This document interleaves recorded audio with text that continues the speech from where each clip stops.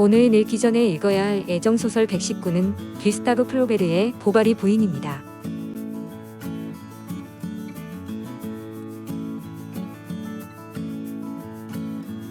귀스타브 플로베르는 1821년 프랑스 보프 도시 무앙에서 태어났는데 아버지는 외과 의사였고 내과 의사의 딸인 어머니는 플로베르의 삶과 작품에 커다란 영향을 끼쳤습니다. 셰익스피어의 광적인 팬이었던 10대의 플로베르는 여행 중 연상의 여인 엘리자 슐레징거를 만나는데 그녀는 플로베르가 상상하는 완벽한 여인으로 그녀에 대한 사랑은 그의 삶과 작품을 결정짓는 중요한 모티브가 되었습니다. 18살에 법학을 공부하기 위해 파리로 떠났으나 신경질환으로 학업을 중단하고 고향으로 돌아와 홀로 된 어머니와 함께 살면서 글쓰기에 전념했습니다. 1857년에 보바리 부인을 출간한 후 도덕률을 위반했다고 기소되었고 이국적인 소설 살람보는 고고학적인 세부사항이 외형적 묘사에 불과하다는 비판을 받았습니다. 그러나 세계의 오화가 큰 성공을 거두는데 그때는 플로베르의 기분, 건강, 재정이 가장 밑바닥에 있을 때고 사후인 1880년 유작 부바르와 패티시와 서한 집으로 명성이 높아지게 되었습니다.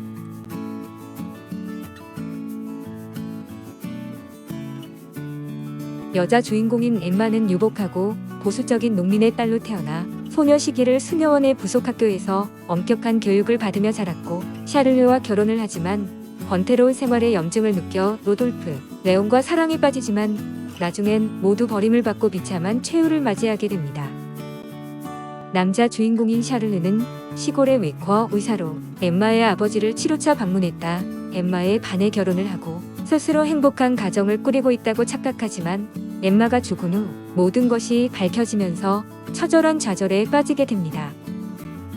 레옹은 결혼 초기 플라스틱 사랑의 대상이었으나 나중에 엠마와 다시 만나 사랑에 빠지지만 엠마가 사기와 협박에 의해 파산 지경에 몰리자 고개를 돌려버립니다. 로돌프는 도시 생활의 경험이 많은 돈 좀 있는 남봉꾼으로 엠마와 육체적인 불장난을 치르게 되지만 엠마가 점차 적극적으로 나오자 핑계를 대고 냉담하게 돌아섭니다.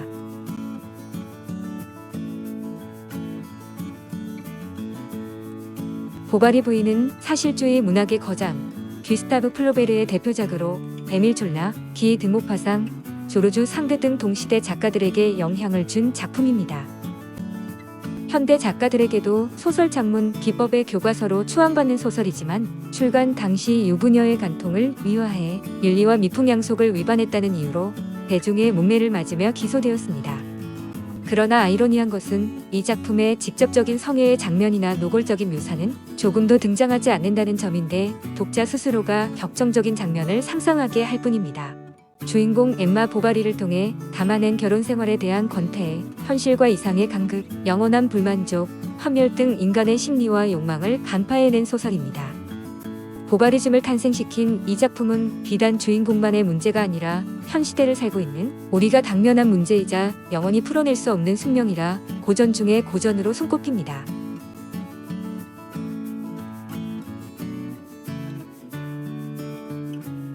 이야기는 보바리 부인의 남편이 되는 샤를르가 입학한 사입의 중학교에서 따돌림을 당하는 이야기부터 시작됩니다.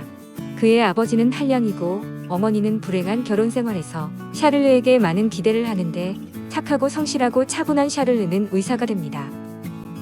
샤를르는 어머니의 권유로 연금을 받는 40대의 과부와 결혼을 하지만 14개월 만에 갑작스럽게 죽는 이 여인은 기대와 달리 재산도 거의 없었습니다.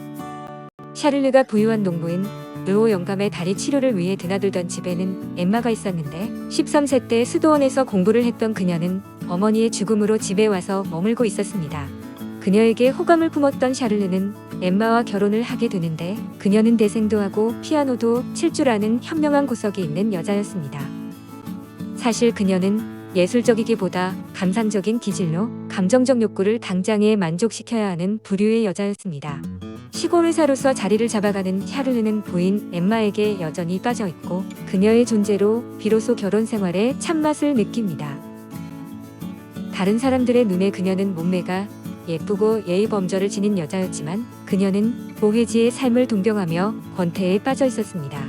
그녀는 무료한 시골 생활을 보내다 신경성 질환을 앓게 되고 남편 샤를르는 그녀를 위해 이사를 결심하게 됩니다. 엠마는 공증인의 서기로 일하는 레옹이라는 청년에게 관심을 갖는데 레옹도 젊고 예쁜 유부녀인 엠마에게 반해 그녀 주위를 맴돌다 법 공부를 더 한다고 파리로 떠나버립니다. 그리고 엠마는 레옹의 구애를 거절했던 아쉬움으로 자신의 정념에 사로잡혀 앓게 됩니다. 한편 자신의 영지에서 일하는 일꾼의 치료를 위해 샤를르를 찾아온 로돌프는 엠마에게 반하고 여자 관계가 복잡한 독신인 그는 그녀의 몸과 마음을 얻는 데 성공합니다. 그들의 정사는 습관이 되어버리고 처음부터 그녀를 떼어버릴 생각을 했었던 로돌프는 그에게 집착하는 엠마를 보기 좋게 차버립니다.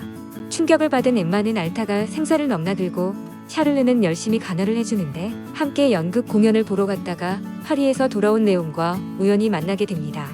엠마는 그와 재회할 구실을 만들어 위험한 관계를 지속해 나가는데 마을의 상인 레르는 그녀의 비행을 알고 그녀에게 온갖 물건들을 강매합니다.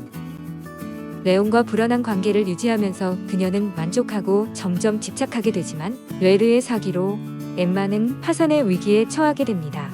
그녀는 거짓말을 위한 거짓말을 하고 이리저리 돈을 돌려막다가 막다름에 이르자 약재상의 집에서 비상을 먹고 자살을 시도합니다. 끔찍한 모습으로 죽어가는 엠마의 모습에 샤를르는 너무도 절망하고 아파하다 그녀의 장례를 치른 후 그녀의 서랍 속에서 로돌프 및 레옹과 주고받은 사랑의 편지를 보고 몹시 붕괴합니다. 샤를르는 파산을 면하려고 이리저리 융통을 하지만 결국 해결하지 못하고 원인을 알 수 없이 죽게 됩니다.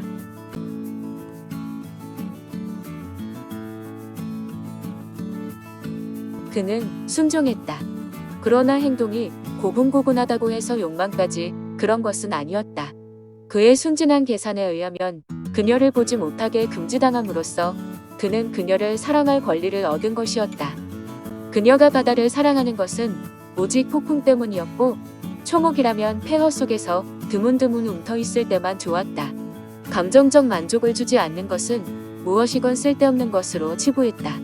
워낙에 예술적 이류가는 감성적인 기질이어서 고요한 풍경 감상보다는 뭉클한 감동을 원했기 때문이다. 맙소사, 내가 왜 결혼을 했을까? 모든 게 운에 달렸으니 다른 남자를 만날 수도 있지 않았을까? 그녀는 일어나지 않은 그 사건, 달라졌을 생활, 이지의 남편에 대해 상상했다. 어떤 남자라도 이 사내와는 달랐을 것이다. 자신이 그를 사랑하는지 어떤지를 자문해 본 적이 없었다. 사랑이란 천둥번개처럼 갑작스럽고 요란하게 엄습하는 것이라고 그녀는 믿고 있었다. 그것은 인생이라는 대지를 덮치고 해집는 하늘의 폭풍이었다. 그리고 그 앞에서 의지는 나뭇잎처럼 뜯겨나가고 마음은 송두리째 심연 속으로 가라앉고 만다. 눈답 없는 사랑에 지쳐버렸다. 게다가 날마다 똑같은 생활이 반복되는 것은 견딜 수 없었다. 그 반복에 특별한 희망이나 의미가 없다면 아마도 누구나 그럴 것이다. 하지만 행복이 정말 존재하는 걸까요? 그럼요. 언젠가는 만나게 될 겁니다. 언젠가 갑자기 단념하려는 찰나의 말입니다. 그런데 누가 그녀를 이토록 불행하게 만들었는가? 그녀의 인생을 송두리째 파괴한 엄청난 재앙은 도대체 어디에 있는가? 그녀는 얼굴을 들어 마치 고통의 원인을 찾기라도 하듯 주위를 둘러보았다. 애정은 남편에 대한 혐오에 비례하여 나날이 더욱 커져갔다. 한쪽에 열중하면 할수록 다른 쪽을 더 싫어하게 되었다. 로돌프와 미래한 후에 부부가 함께 있을 때만큼 샤를이 불쾌하게 여겨지는 적은 없었다. 손가락은 더욱 뭉툭해 보이고 병신은 더욱 우둔하고 거동은 더욱 천박하게 느껴졌다. 새로움의 매력이 옷가지처럼 한꺼풀씩 벗겨지자 항상 같은 형태와 언어를 지닌 정열의 영원한 단조로움이 적나라하게 드러났다. 그는 경험이 풍부했지만 그럼에도 불구하고 같은 표현들 아래 감춰져 있는 미묘한 감정의 차이를 알지 못했다. 밑에서부터 곧장 올라오는 광선이 그녀의 몸을 깊은 심연으로 잡아당겼다. 광장의 지면이 일렁거리면서 벽을 따라 솟구치고 마루 또한 아래 위로 요동치는 배처럼 한쪽으로 기울어지는 것 같았다. 그녀는 거의 공중에 매달린 것처럼 광활한 공간에 둘러싸인 채 벼랑 끝에 서 있었다. 저속한 행복에서 굴욕감을 느끼면서도 습관 때문에 혹은 타락했기 때문에 여전히 그것에 집착했다. 그리고 갈수록 더 악착같이 매달리고 너무 큰 행복을 기대하는 바람에 어떤 행복도 누리지 못했다. 마치 그녀의 일부분과 다시 만난 듯한 느낌이 들었다. 기분이 참 묘했다. 자기가 이 남자였으면 좋았을 것을. 나는 당신을 원망하지 않아요. 그래요, 이제 더 이상 당신을 원망하지 않습니다. 운명 탓이니까.